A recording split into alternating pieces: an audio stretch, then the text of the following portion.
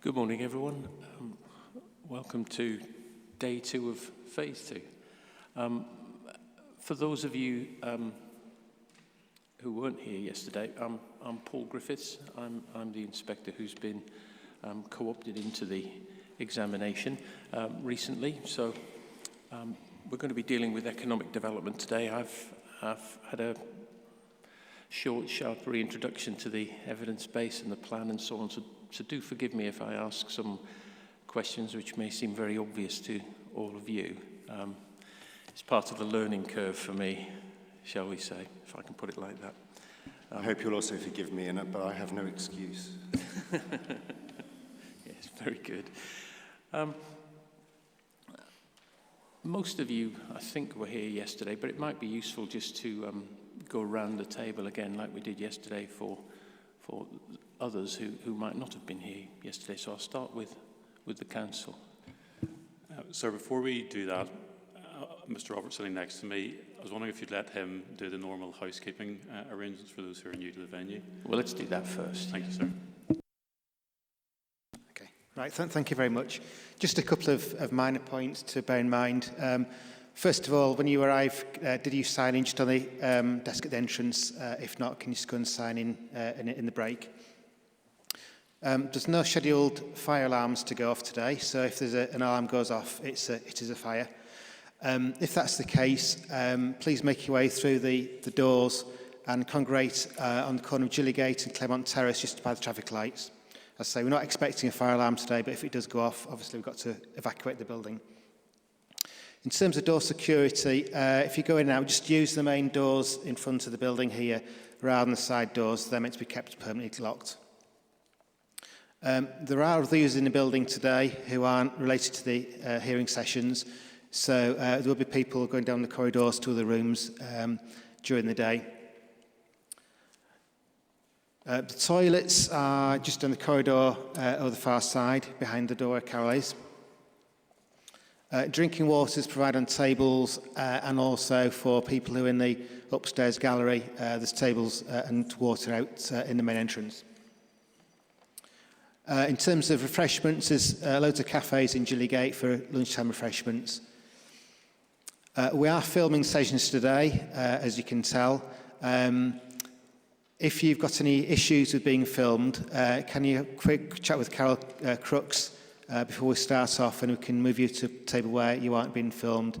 There's forms on the desk at the front for you to see where what we do with the filming, etc. Please ensure your mobiles are set to silent for the day, please.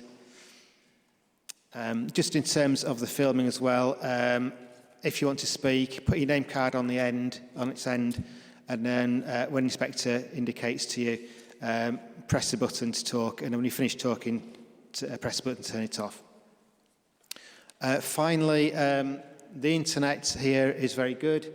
If you want to log on, if you log on to Citadel Guest, and the password, it's all one word, it's General Booth 1883 with a capital G and capital B.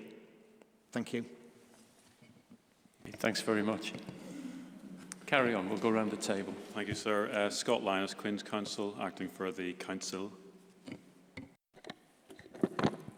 Sarah Dugman-Maid, Local Plan Policy Officer for the Council.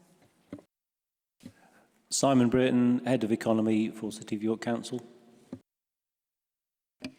Catherine Dukes, Directions Planning, here on behalf of various clients. Tim Waring, Quad, acting on behalf of LDP. Mary Cook, Barrister and Partner at Town Legal, also acting on behalf of LDP. Robin Miller from Understanding Data on behalf of LDP. Ian Lake from Caddick and Oakgate Group for LDP. Tom Robinson from JLL, representing the Industrial Property Investment Fund, IPIF. Oliver Chapman from Hatch, representing Oakgate Developments. Mark Goldstone, York, North Yorkshire Chamber of Commerce. Eamon Keogh, representing North York and Yorkshire Chamber of Commerce. Michael Corsier for Fulford Parish Council. Janet O'Neill, planning consultant to the University O'Neill Associates. David Manley QC, representing York University. Thanks everyone. That's helpful. Mr. Landis, did you want to make an opening statement, or one of your team want to make an opening statement this morning? So I can set the scene, as it were, and then ask others just to elaborate upon that, just to provide an overview. Dealing in very brief order with the questions overall, the 650 jobs figure, which is the subject of the first question, I think the hearing statement confirms we treat that not as a requirement but as a target. That figure was initially established through the Employment Land Review 2016, SD 64. Sorry, forgive me. Did you want to I just had a question. Is now the time to ask, or would you prefer I wait till you finished? I just wanted to know what the difference was between a target and a requirement. I think we would put it this way. So the target is something which has been identified in policy as something which we would seek to achieve, but it's not a formal requirement in the sense that it's something which proposals have to meet in the form of something which has to be identified in policy as fundamental to the delivery of the plan, in the sense that 650 jobs is identified as something which we're seeking to achieve, and it's been put there in SS1 as something that's reflected through the evidence base, but it's not a requirement in the same way as, for example, the housing requirement has been identified. It hasn't been presented in the same way, in the policy.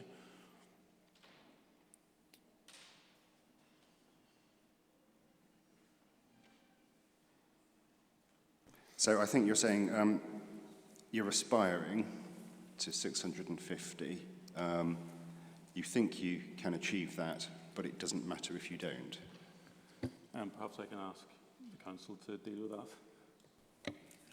I don't think it's the case that it doesn't matter if we don't. The 650 figure has informed a range of our projections, which we'll come to. But I think it's some acknowledgement that the 650 jobs growth target is something that goes beyond just the local plan in delivering. So if it's not the case that it doesn't matter if you don't achieve it, that means you need to, does it? I'm sorry, sir, could you repeat that? You say it's not the case that it doesn't matter if you don't achieve it. So does that mean that you do need to achieve it? It means it's our aspiration to achieve it, and that we've got the evidence that leads us to believe that we can achieve that number. Okay.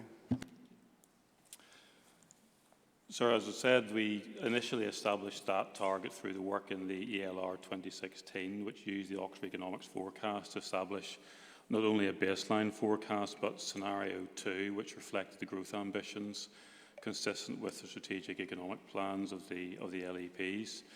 That figure has been sensitivity tested in the ELR update 2017, which is SD 63, and then reviewed pursuant to the Oxford Economics Economic Outlook and Scenario Report in December 2019. Neither document, including the updated baseline Scenario 2 forecast, provided a materially different picture to the earlier work in terms of job growth.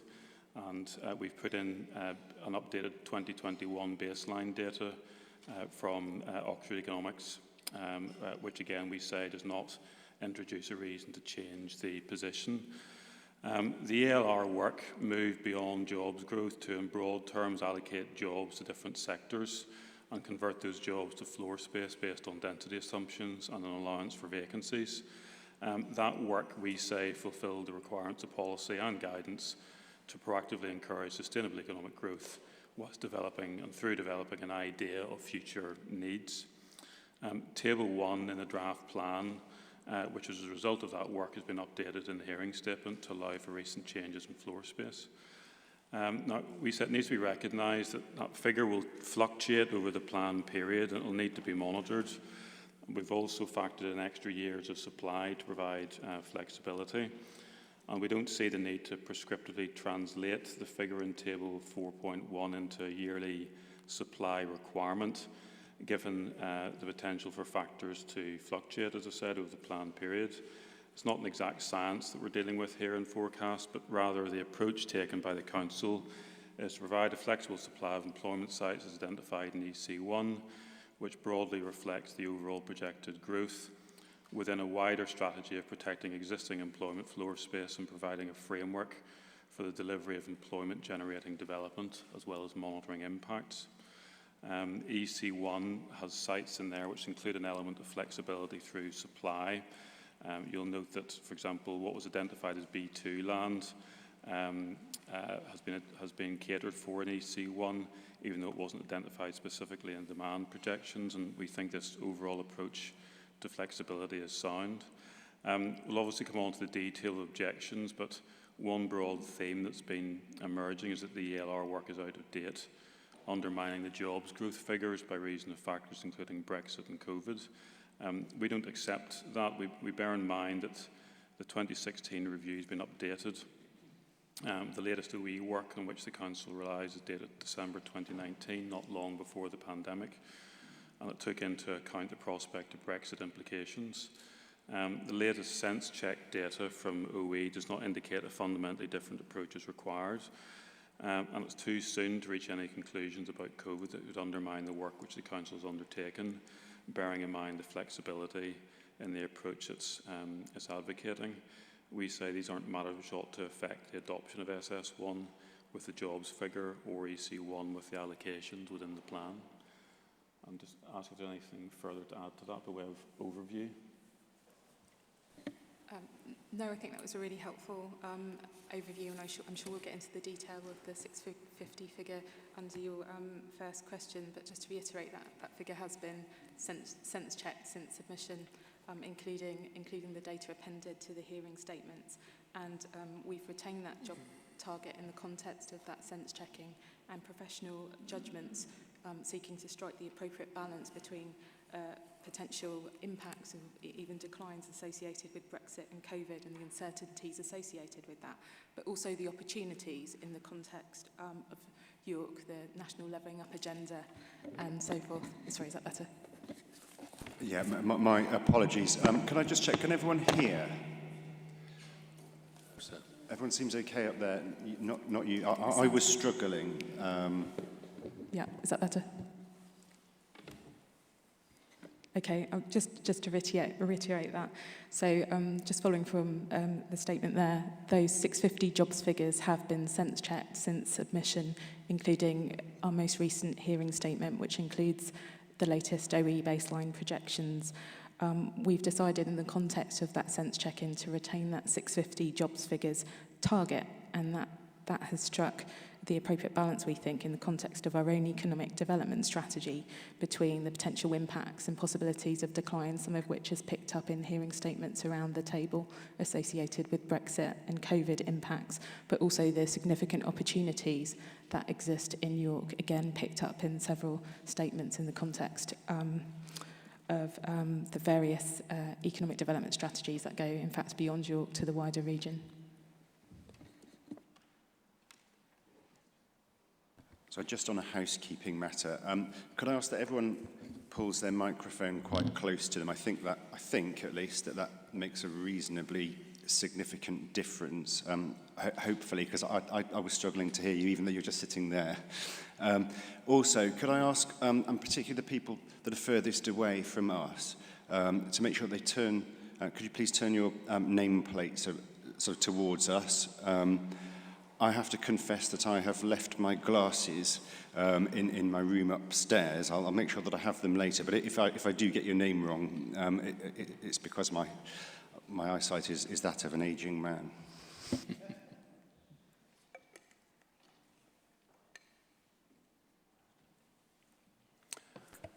By way of overview, sir, that's what we'd like to say in opening. Is that sufficient? Excellent. Thank you. Who would like to follow that first? Yeah, I just want to say, so to start off with, we are focusing on question or issue 3.1 rather than straying into any of the other areas.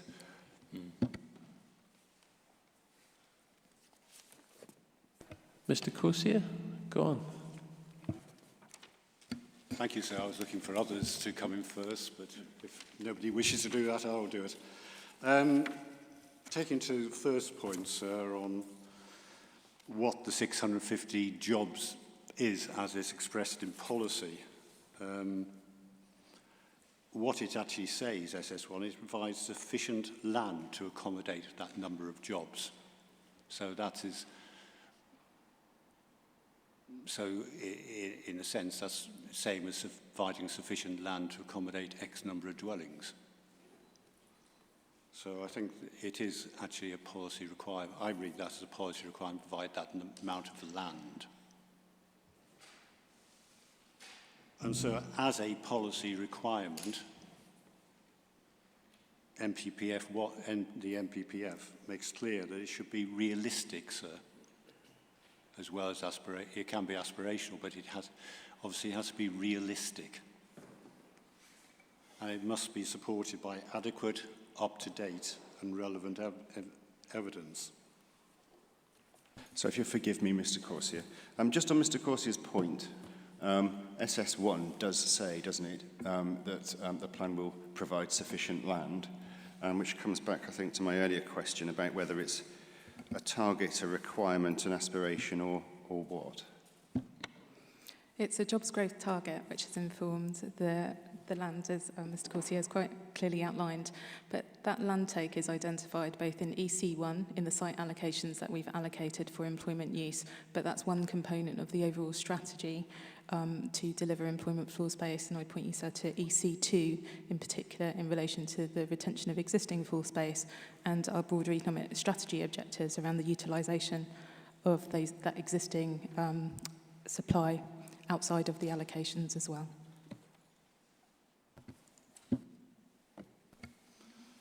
Thank you, sir.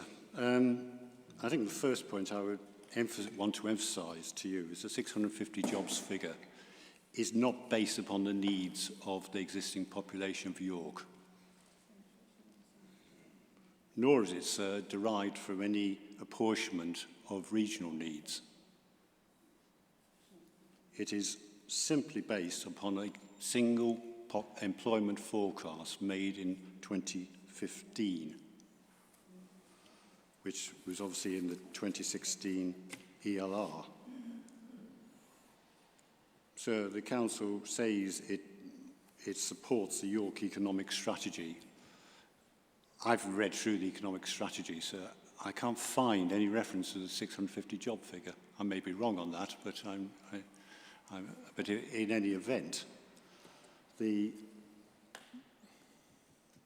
that strategy has now lapsed because it only applied to a short period up to 2020. And it hasn't, and we have yet to see any documentation about a new strategy. Any references to it in the Council statement to what they are thinking about really is of little you can give almost no weight to, sir, because you haven't seen it. And so, in terms of the general approach, can I just remind you of what the planning practice guidance actually tells you about how you should be setting employment land requirements? Obviously, you take into account employment projections, as the Council have done. But you also need to take into account a lot of other things as well, which the Council have entirely ignored, such as the demographically derived assessment of future employment needs, i.e. you try and balance the number of jobs being forecast against what the existing population requires. You've got to look at past take-up. I can't find any reference to past take-up in the ELR, I'm sorry, sir. And you have to look at business trends, monitoring of business, economic and employment statistics. We have the requirements based upon a single forecast. So I I'd say that, but I now want to... I don't know, sir, if you want to... I can go then now on to the realism of that forecast. It depends if you want me to do that now or want to have a discussion on other matters. No, that's fine. If it's about the 650 figure and the forecasting that underpins that, then that's fine. Well, sir, I've already dealt with the fact that it is based upon a 2015 forecast. And since then, sir, of course, we've had major structural shocks to the world economy, both the world, the national and the local economy. So, which are, of course, Brexit, and of course, even the 2019 projection, sir, that predated the final Brexit settlement, which is was a lot more severe than I think anybody was expecting. COVID, of course, we've had 2 years of basically nil economic growth and nil employment growth. And so more recently, we have all the problems of high inflation and the economic difficulties arising from the Ukraine war.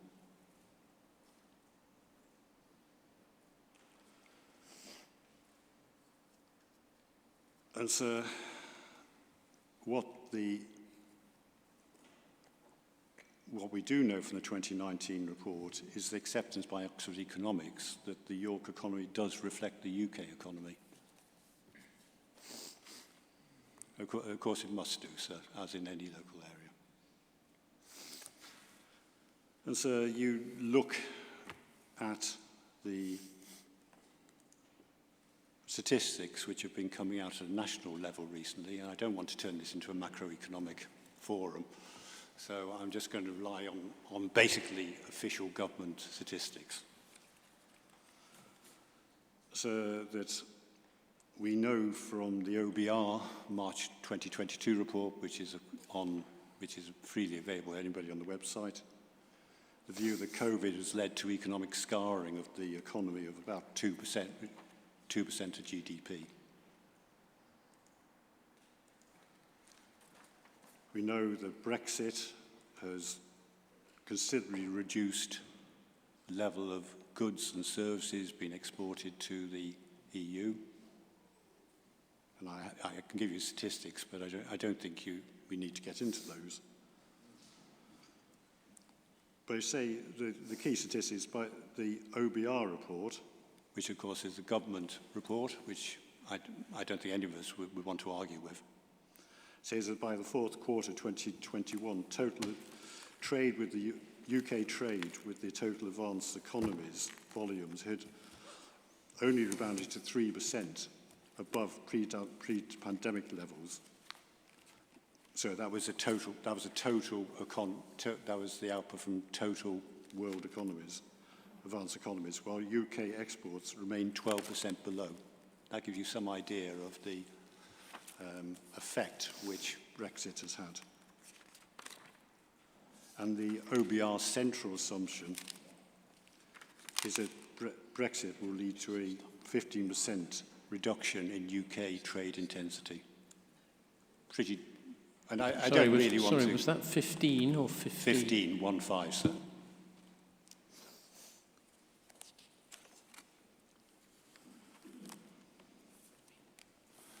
And we have, sir, again, the conclusion, the OBR conclusion, that the Brexit agreement will lead to a long-run loss of productivity of around 4% in the UK economy compared with remaining in the EU.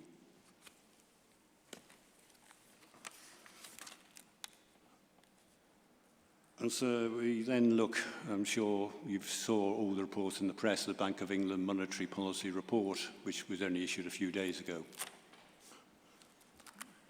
which was predicting inflation around 10%.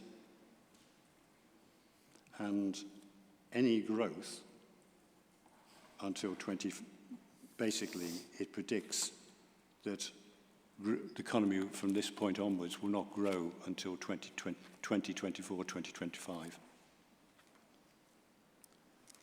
And crucially, sir, for the job targets we are looking at, the Bank of England are forecasting that by 2025, quarter two, that unemployment will increase to 5.5%. So the Bank of England are not expecting a jobs bonanza. And so that has to be contrasted with the, sorry, I should have put it, found the reference in the Council's paper, which basically, in the Council's hearing statement 3.7.2, which says that York are expecting that this leads to a strong forecast of economic employment growth during the coming years, with growth stabilising over time towards the end of the plan period. And just to deal very briefly while I'm dealing with this, of course, the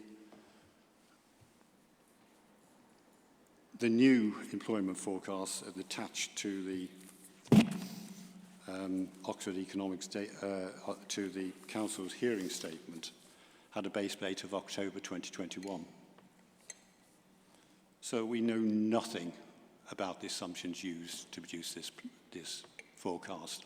I actually, when I received this, I actually emailed the Council asking for that information, and I have not had a reply. So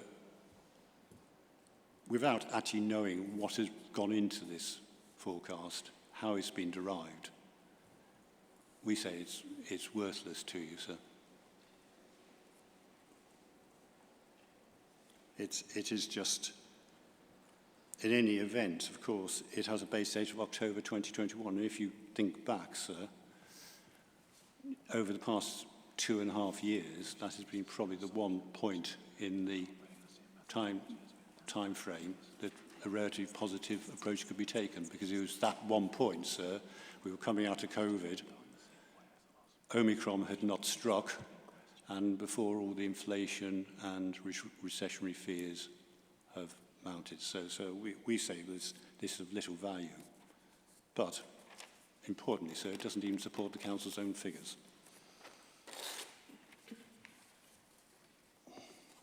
And so that's the point. That, sir, is the point I really wish to go on to.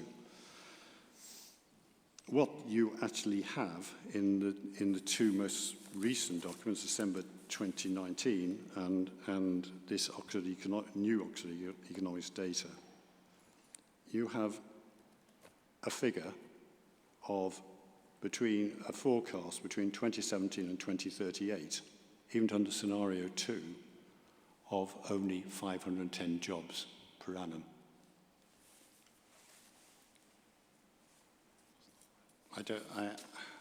However many times I read that document, so I can't actually find a figure for the planned period.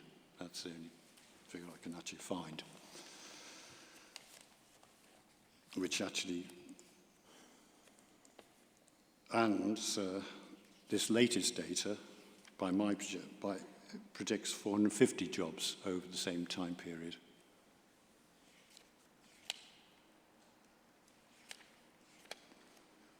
So we say that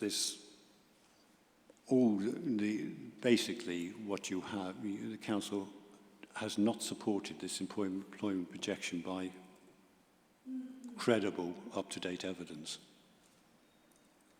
And so can I just deal with a small matter of definitions here, because I think it's quite important we actually understand what we're dealing with. The figures, as I understand it from Oxford Economics, are total jobs. What, sorry? Total jobs, sir. Both part-time and full-time. Often, sir, when you see these projections, they're actually full-time equivalents.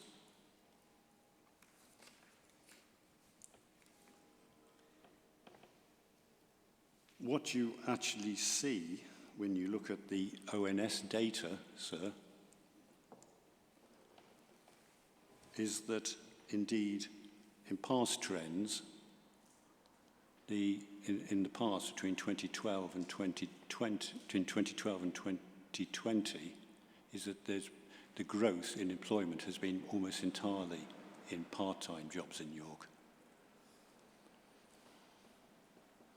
Obviously, you can convert them to full-time equivalents, but that has been the main growth, is about 90%. So, again, there's a distinction here between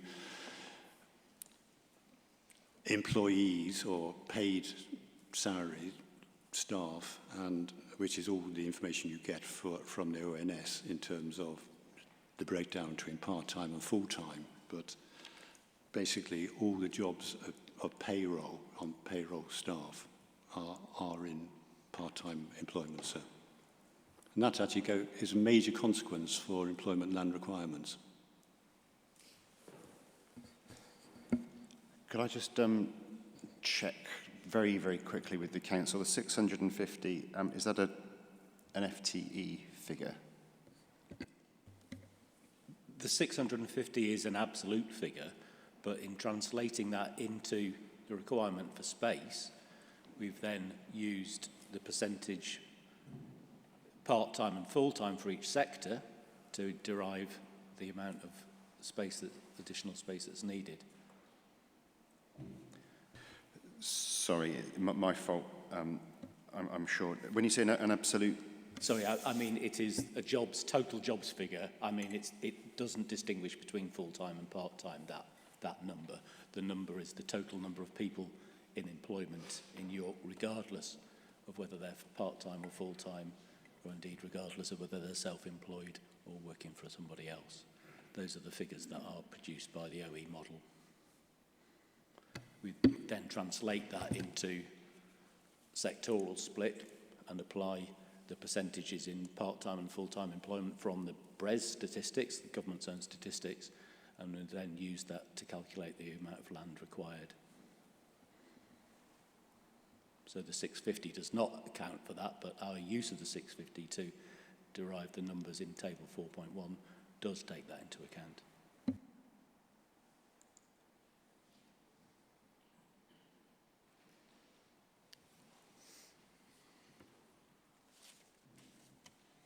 Mr. Corsier. Sir, I've virtually finished, but just to pick up on that point, I think that's moving on into employment land requirements, but there's a major difficulty in how the council has converted that figure to employment. We'll come on to that, yeah. Yes, sir.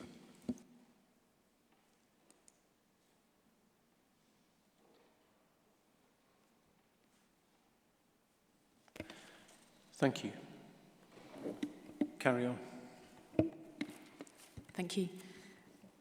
The Oxford Economics model is a commonly used source in the context of projecting demand in employment land studies. We've used the growth scenario as set out, and again, based on our economic development strategy, which I'll shortly invite my colleague Simon to speak to.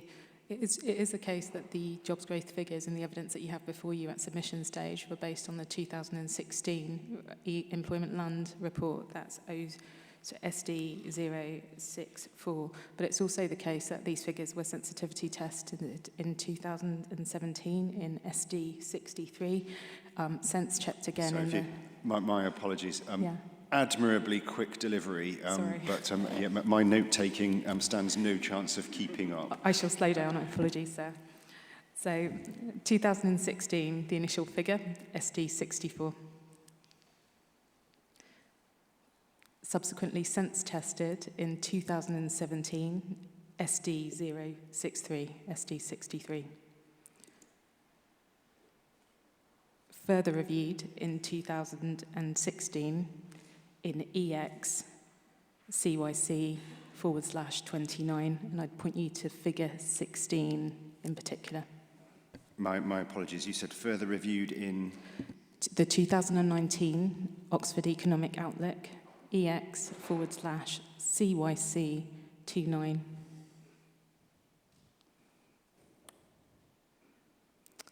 And we've also appended the Oxford Economics baseline data to our hearing statement. So it is the case that that number has been sense-checked and sensitivity tested, both ahead of submission and since submission. And we've arrived at a judgment taking into account the range of factors that have been outlined, both positive factors in terms of economic development, but also some of those challenges in arriving at the maintaining the 650 jobs growth target. And I invite my colleague to speak to the economic development strategy and how that figure relates to that. Thank you. So, Mr. Kersey is right. The economic development strategy 2016 to 2020 does not include a target for 650 jobs a year. What it does do is it includes a policy to encourage the growth of high-value employment and recognises that that needs to be balanced against a reduction of low-value employment. And that has been then turned into a forecast, into a policy to increase growth in high-value sectors by 20% above baseline. That's then been interpreted for local plan purposes by, and that's exactly what's represented in OE's forecast for us, the Schedule 2, Scenario 2 forecast, which is the basis of the 2019 report and also the basis of the numbers we've used in our model to predict the needed land. And that Scenario 2 increases growth in a number of sectors which are identified as high growth, predominantly science and technical, and increases growth in those sectors and decreases growth in retail and in hospitality by 10%. And then that plays through in the scenario into supply chains and into some changes in some of the other employment sectors. If you apply those policies within the Oxford Economics model and then take an average of number of jobs over the life of the plan, then you arrive, that's where the 650 figure comes from. So the 650 figure comes from the forecast on OE by Oxford Economics of policy on with the policies that are in the 2016 to 2020 economic strategy, as opposed to their standard forecasts, which are their baseline figures. So, as I say, the 650 is not an explicit requirement in the economic strategy, but it is a consequence of the policies in the economic strategy. In terms of the up-to-dateness of that strategy, yes, we are in a period where we're actually currently consulting around a new economic strategy, and although there's nothing presented within the evidence base for the local plan, there are numerous occasions where presented publicly, and those are on the public record. There are countless YouTube videos of us presenting on the economic strategy, and I think the key point is that what we've talked about consistently there is not a significant change in direction, but taking that broad strategy, focusing on the growth of high-value jobs, which isn't simply from the 2016 strategy. Even you can trace that back for about 15 years in terms of economic strategy in York, to continue on that, but also to have a renewed focus on inclusive growth as well. So although we have not yet published an economic strategy, we've been very consistent that we will continue with those policies and the policies that underline the forecasts, indeed, on which the local plan employment land requirement is based. Thank you. Just wondering if we can pick up the points that were raised by Mr. Kersey about Brexit in particular, as well as the 2021 figures that were included in the hearing statement.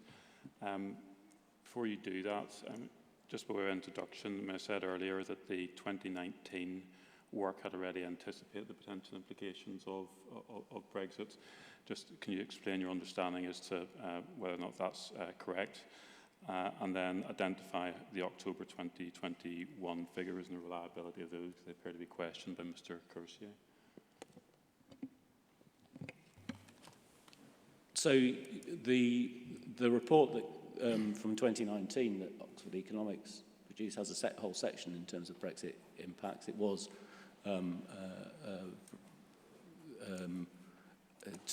just before the final date at which we actually left, but where all the implications were clear, and in December 2019, the Oxford Economic Model included forecasting for the impacts of Brexit.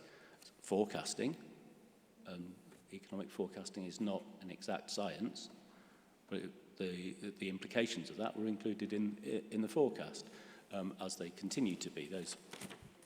How they forecast, that may actually change over time. That's the nature of economic forecasting. So they are included in that. The figures from 2021 are the result of looking at the standard Oxford Economic Model. They weren't produced for the purposes of the plan. They were published as part of my quarterly economic update to councillors, and we took we'd recently got access to the Oxford econometric model in terms of a log-on that's been provided through our work with York and North Yorkshire Local Enterprise Partnership, and we published those figures really to show what the forecasts were in terms of growth for York as we recover from COVID. We don't have the ability in the log-on we have to turn that scenario on. That requires Oxford Economics to go away and do more modelling. Hence but it gives an indication of what the overall trends are for the York economy without that scenario turned on.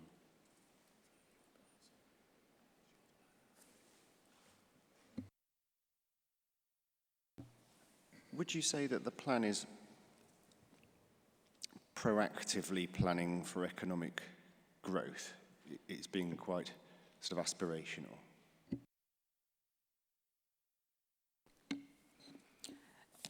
Yes, we haven't adopted the Oxford Economics baseline projections.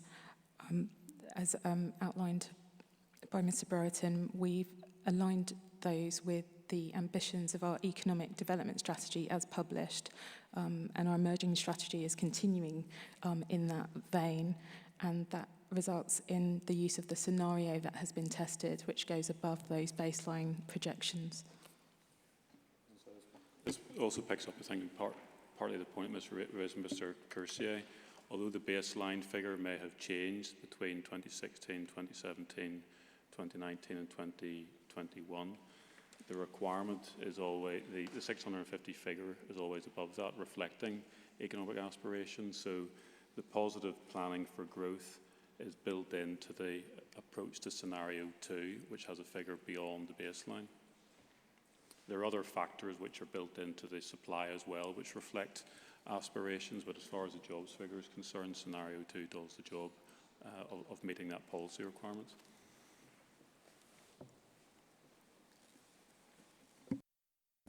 Okay, so it's not you're not planning for, and if you'll forgive the pun, you're not planning for business as usual. You are proactively planning for economic growth because the council thinks that that's the right thing for York. Yes, sir. Just for your reference, the one place where that can be explained in the original Employment Land Review, SD 64, it explains the approach to scenario 2, not least by referring to York sitting within local enterprise partnerships and planning for growth through their strategic economic plans. And that's paragraph 3.61, 3.62. And scenario 2 is explained within a section on economic growth scenarios, at page 22 of that document.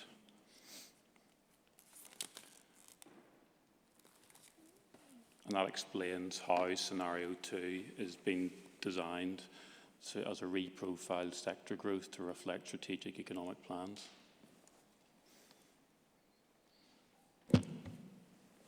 I'd also add that it is published by the council, but that economic strategy 2016 to 20 was the city's economic strategy and agreed by the city's economic partnership, and going backwards to the previous iterations which had similar aspirations in them. Those have all been not simply a council document, but a city aspirational document that many of the organisations around this table have been involved in.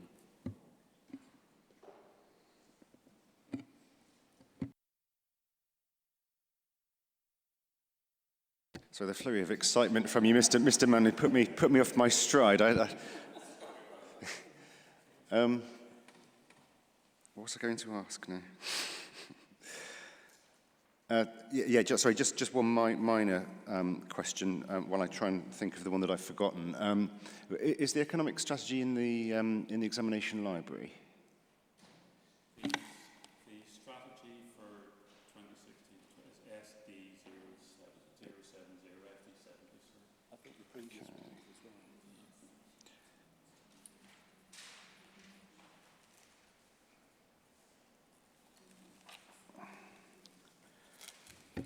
So within that document, if you look at SD70, there is reference to different scenarios, including scenario 2 on page 6. Oh, sorry. Yes, within SD70, there are references to different economic scenarios, including scenario 2.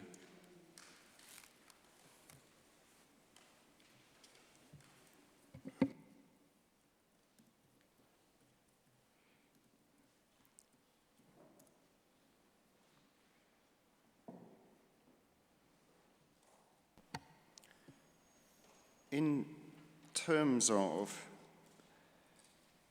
planning for economic development, if you are, as you say, taking quite a proactive, positive approach, I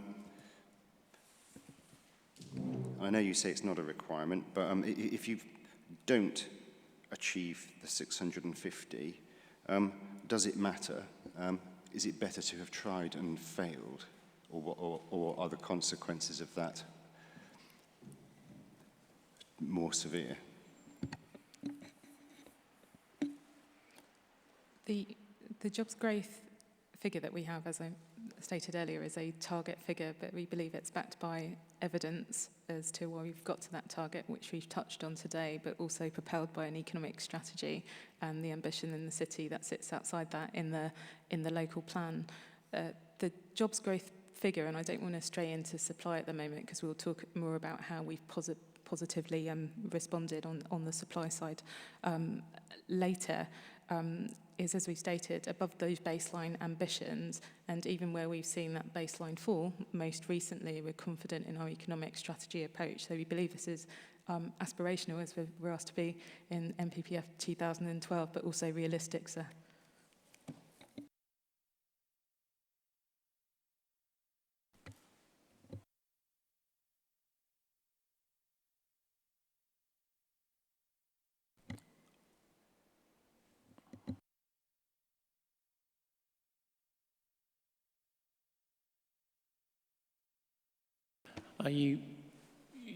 You've completed your submission on that point.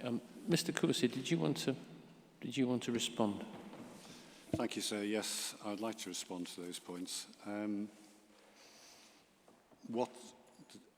go back to the guidance, well, the policy requirement in MPPF1 is that plans should be aspirational, but also realistic.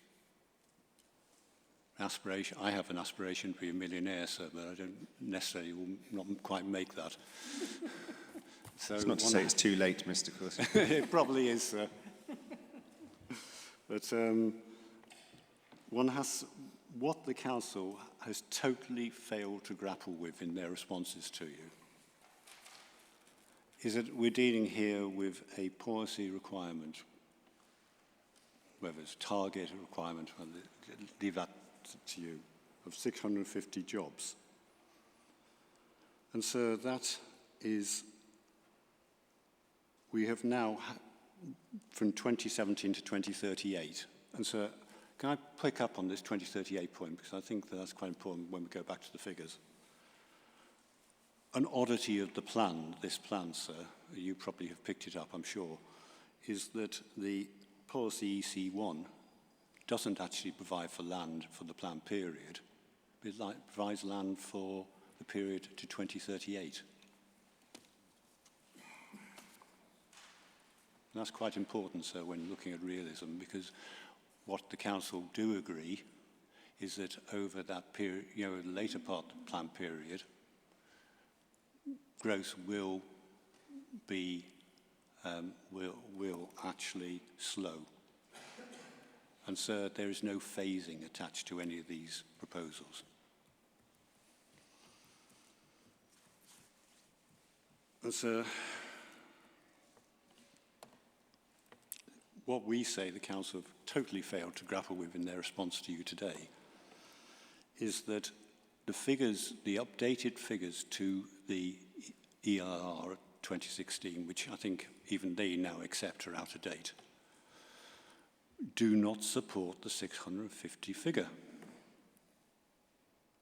The 2019 report, produced pre-final Brexit settlement, pre-COVID, pre-everything else, only gives you a figure of 510 jobs on scenario 2.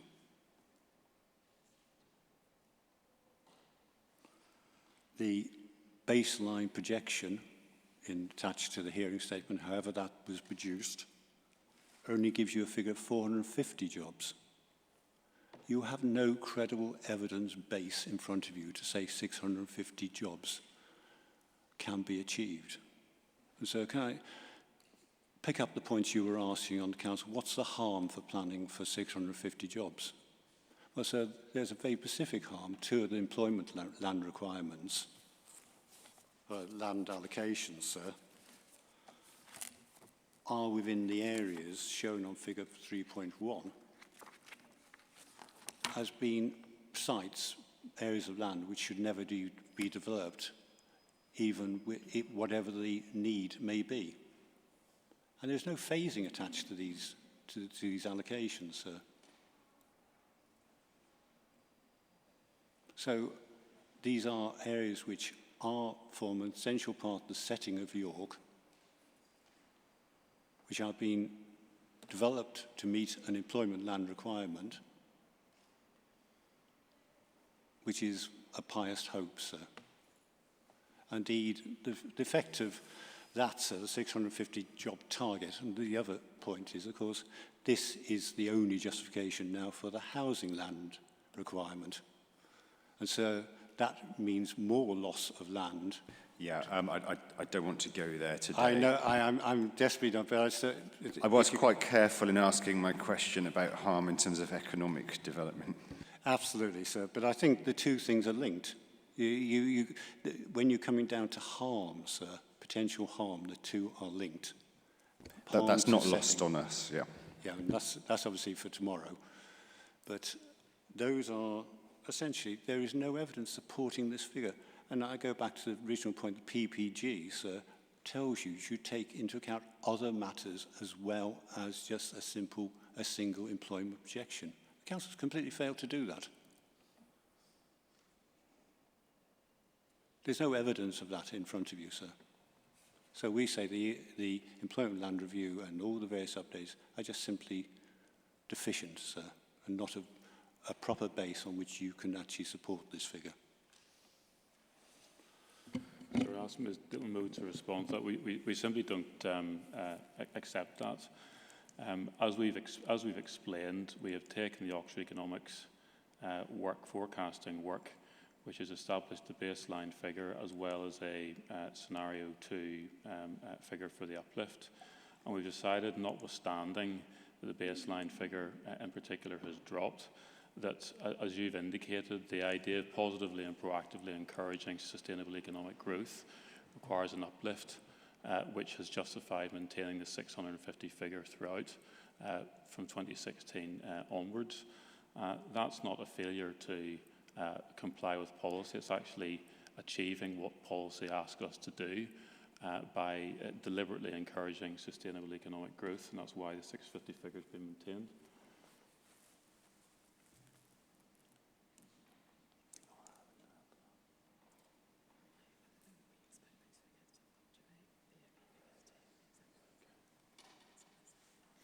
Mr. Coursier, I asked the question yesterday of you about where your analysis, which you've just outlined, what were the implications of that for the plan, do you say?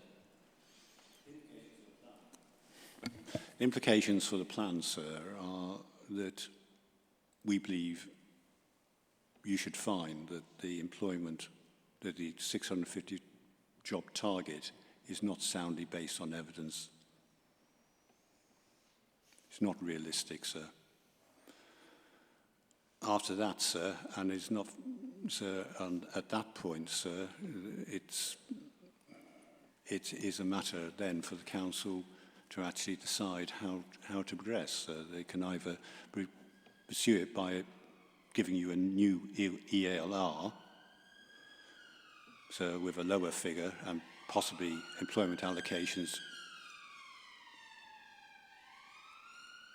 being deleted, sir, or else, sir, or else they can withdraw, sir. That would be to my mind, the consequence. Thank you. I just wanted to be absolutely clear about what you were inviting us to, or suggesting that we might find, because obviously the implications of everything else that flows from that 650 figures, as my colleague said, aren't lost on us. Yes, sir. This 650 job figure, sir, drives virtually everything else in the plan. And so, sir, it needs to be based upon very firm evidence. And we say it's not, sir. I don't want to go right through it, sir, but it drives Greenbelt, it drives all, the whole plan is driven by this single figure. Understood. I just wanted to be absolutely clear. Mr. Linus, was there anything I've asked that question, I ought to give you the opportunity to address. I don't think I need to say anything more apart from to reaffirm that we don't accept the premise upon which Mr. Coursier is basing his case. We say that we've provided evidence through the Oxford Economic forecast, as well as the justification for uplifting beyond the baseline and achieving a scenario 2 level of growth, which is reflected in the strategic economic plans that we've explained in the hearing statements, and that justifies the figure.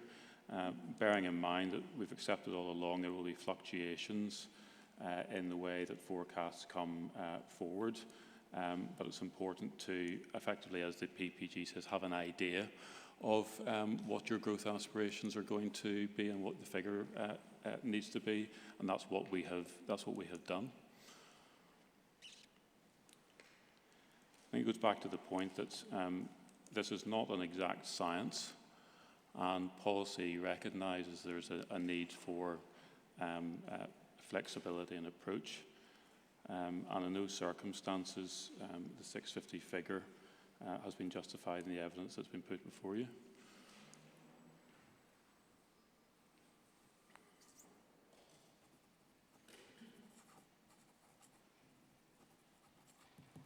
I think I'm going to move the conversation on. Who would want to go next? I've got quite a few bars up. Go ahead. Thank you, sir. I'm just picking up on the same points that have just been discussed as to whether it's a target or a requirement, because having reviewed all the evidence base, the word that keeps actually popping up is forecast. So every time there's a 650 mentioned, it's mentioned in the terms of it being a forecast of job growth rather than it actually being a requirement or a target. And if we go through the various documents, it actually talks about how the council's taken forward that forecast to appear in the plan. And so, I mean, for example, the Employment Land Review, this is the 2017 version, states, therefore, in conclusion, the original job projections are to be used to determine land supply remain those in the original ELR 2016, as shown below in Table 2. That I've put in my statement various quotes that keep coming back to the fact that the figure of 650 is simply a forecast that the council's taken from the evidence base and transported into the actual local plan. This idea that actually it's been tweaked and remodelled and assessed, I can't, and it's flow through then into scenario 2 in the options. I can't see any of that evidence as to what assessments it's actually been put through to actually test that it's a suitable target or requirement as the basis for policy. I mean, if we go to policy DP1, it actually states under criterion 1 that York fulfils its role as a key economic driver within both the Leeds City region and the York, North Yorkshire and East Riding LEP areas.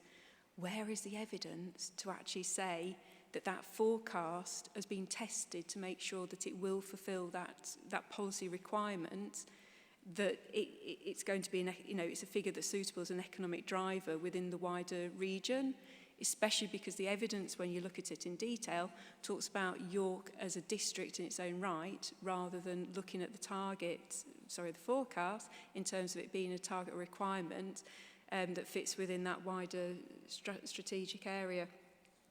Just with this idea as well as to whether it's a target or requirement, or whether it's been through a scenario and assessments, and we must remember that, the housing requirement, for it to be found sound, for it to be determined to be an appropriate target, it's actually put through a huge amount of assessment work that just doesn't seem to be paralleled in terms of how this 650 figure's been treated.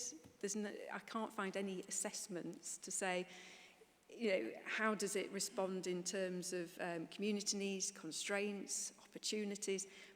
I just can't see any of that. But just worth noting in particular, if you look at the Oxford Economic report from 2019, it actually states under Appendix A that that itself, the assessment and that reassessment of the 650, should not be used to set employment targets. It's quite clear that that forecast is not meant to be used to set a target in its own right. There is a further assessment that's expected to have taken place that I've not seen any evidence of. And if you actually look at the GL Hearn January 2019 Housing Needs Update, it refers under paragraph 5.7 how we've calculated the housing need requirement to meet an economic growth of 650 jobs as per the ELR update. So again, it's referring directly back to the forecast rather than any assessment of that forecast, which is the worry. Because you've got a raw forecast being taken as a requirement or a target within a policy, rather than actually being subject to the expectations of the rigours of the process to actually determine whether it's a suitable target or requirement, as opposed to simply a forecast. Given the actual, all the different players and influences of why a target should be a target as opposed to simply a raw forecast. And just one thing as well, this idea as to whether it's up to date or not, I've covered that elsewhere, and I think we come to it as a subsequent point, but it is more than 5 years old. It's a bit long in the tooth now, and the NPPF makes clear how all the evidence and targets and requirements, evidence shouldn't be more than 5 years old. And we have to remember that that target actually dates back to 2013, and all that's happened since 2013 is the council's obviously reviewed it and looked at it again, but only in terms of testing. And actually the last version of the last report where they tested that figure, 2019, actually said that the target, where's it gone? Right, so under section 6 of the York Economic Outlook, which is the 2019 version, actually states to compare, where is it? The reprofiled growth scenario results show an increase of 660 jobs on average. So actually the most up-to-date showed that the job forecast should go up, and that was in 2019. So they were then saying, rather than it should be 650, we can see that actually the job growth should be 660 on average per year. And that was over the period up to 2031. So there hasn't, and if that was, we've heard that latest version was meant to actually take into account Brexit as well. So that is supposedly the most robust, up-to-date figure. Just in terms of the influences of Brexit, though, and obviously what's been happening more recently, my perception and understanding is that actually there's been a realignment of jobs, that actually there's been some sectors that have suffered and other sectors that have grown. And I think we come on to another point, but actually some of the sectors in terms of the specific classifications of types of jobs, I don't think the council actually allowed enough jobs for. Things like B2, manufacturing, the amount of land to be allowed is 0. But actually, I've got a planning permission for a very large facility for manufacturing in York. And there are other planning permissions as well that, you know, there's been complete sectoral changes in that things like internet shopping mean that actually we need a lot more distribution, we need a lot more B8 facilities, and that probably isn't weighted enough anymore within the target. And those sectoral changes, I don't think, are reflected enough, and we probably need an up-to-date review, not just because the previous one's so long in the tooth in terms of the actual original forecast that's been reviewed since, but also because there have been so many sectoral changes more recently. Thank you. Mr. Linus. I'll just have a couple of introductory points and then hand over to have any extra points as necessary. Just want to deal with this point about the Oxford Economics forecasting and the reference in the annex to the 2016 Employment Land Review, SD 64.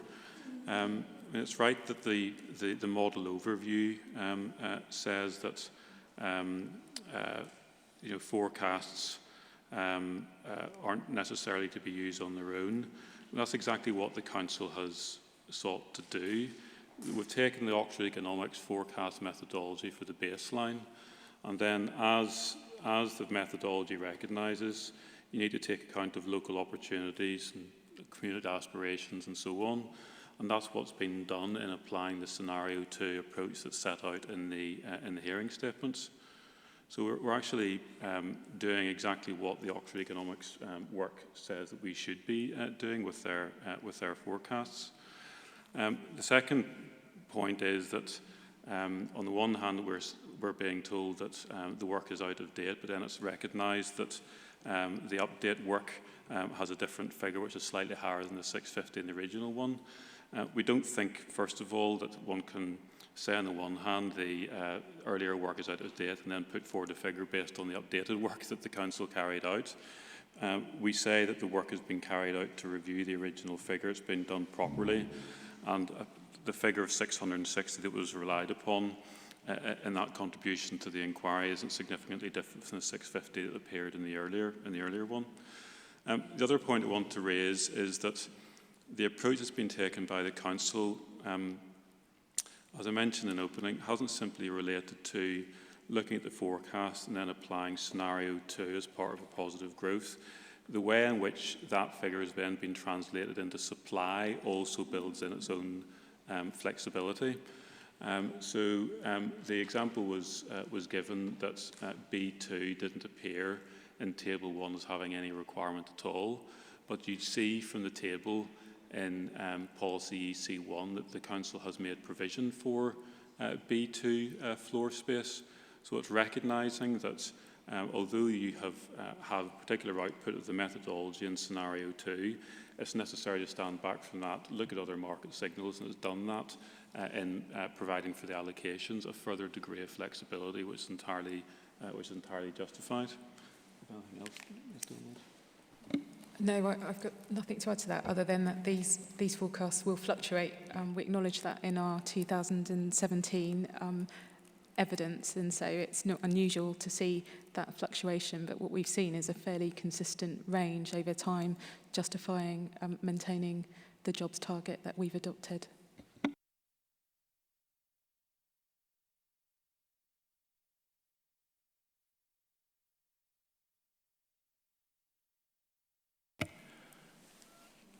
Ms. Jukes, was there anything you wanted to say in response? Thank you. It's not really in response, it's more a case of something I forgot to say. There's something in York that's stood of old, which is basically that because of the green belt and the restrictions, the policy restriction of green belt, nobody's been able to move into York. Employers have found it very difficult to move into York because of the lack of land.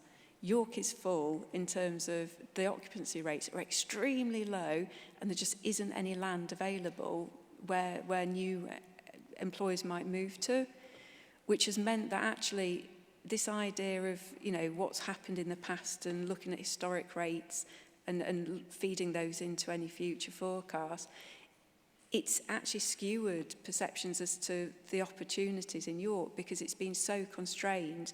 You know, give land, they will come. There is no land, so nobody can come to York. And this is a real problem, actually, in saying, well, it's an aspirational target. I doubt it is, because we're working where part of the target is actually based on historic rates, and those historic rates are so restricted by the lack of supply over the last, since 1954, that actually, it's just, yes, we're in a situation where actually there is a huge amount of demand that's just pent up and unable to actually be realised.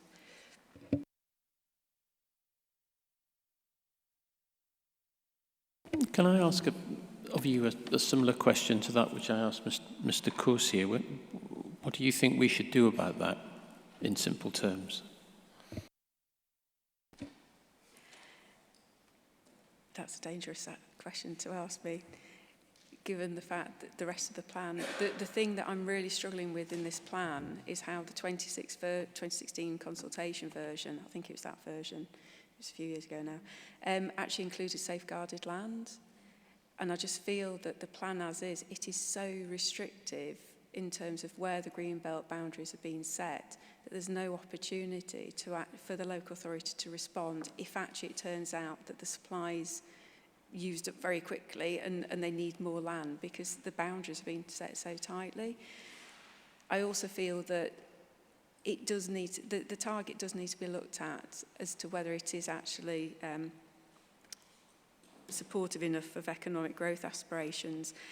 And I say that just because of experience. My clients, I've put in applications at Northminster Business Park, Elvington Airfield. I've got other clients where it's employment-based or it creates job opportunities. And they are continuously, day in, day out, they're so frustrated by the lack of an adopted local plan and the lack of ability to bring land to the market. So over the last year or so, I've gained planning permissions for a fair few developments in the Greenbelt, arguing exceptional circumstances purely on the base of business need to be in York and not being able to wait for the local plan. And it's just a backward situation at the moment that needs to be unlocked by ensuring that we can have an adopted plan, but actually it includes sufficient land that's actually going to meet the needs of the district going forward.